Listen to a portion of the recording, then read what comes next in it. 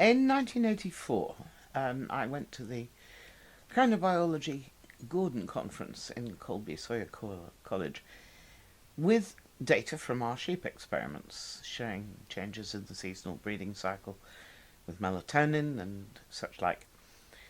It so happens that I had been asked by the British Antarctic Survey at that time if I would like to give the base doctor on the British bases a project, because they didn't have a great deal to do. They were dealing with very healthy young people down on the Antarctic bases.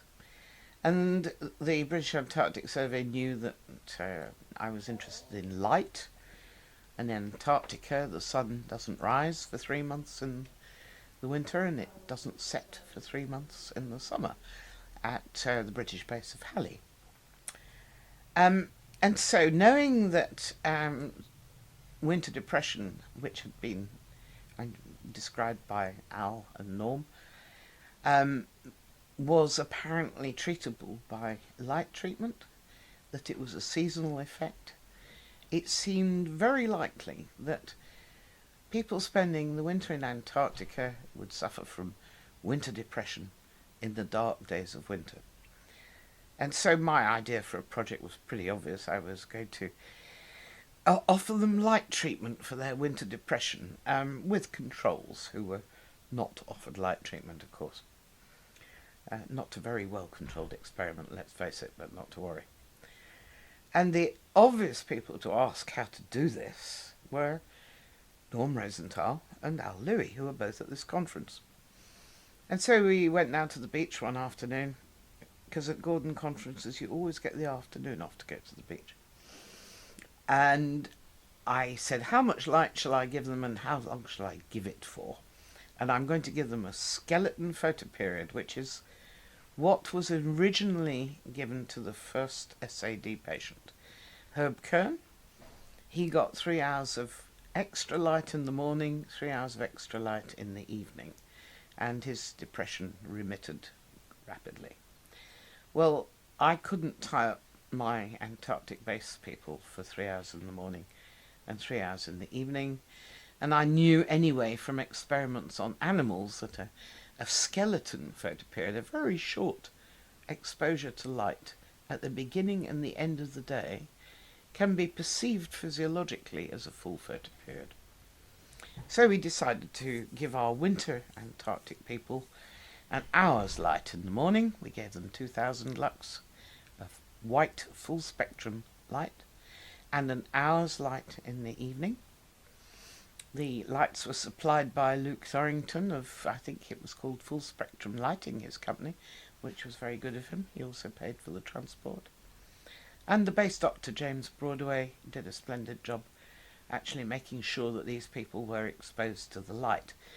Al and Norm didn't know how long we'd have to do it for at the time, so we thought, well, in sheep, if you want to have an effective light, you've got to do it for 6 weeks.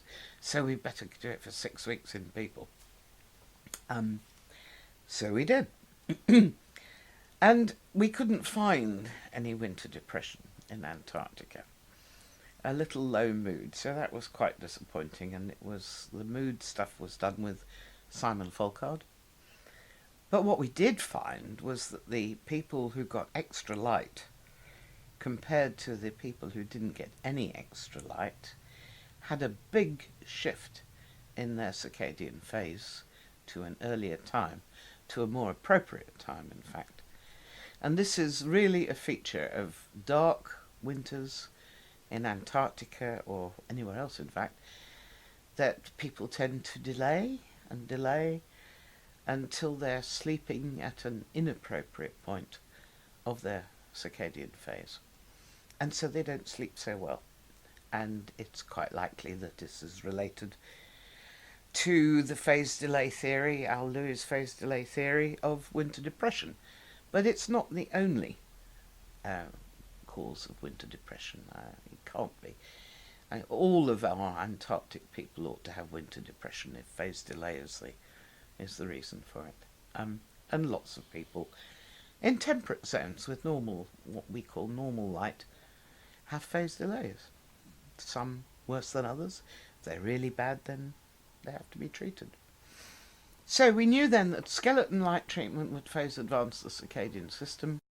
This was in the same year that Chuck Czeisler's group in Harvard showed that a full photoperiod, I think it was, of bright light would shift human circadian rhythms. And for years people had thought that our timekeeping, our circadian timekeeping, was more to do with what are called social Zeitgebers. In other words, things like alarm clocks, time cues, social time cues, timing of meals, alarm clocks, time you have to go to work. But it does turn out, after all, that light is definitely our most important time cue, just like most animals. And this was all in the mid-1980s.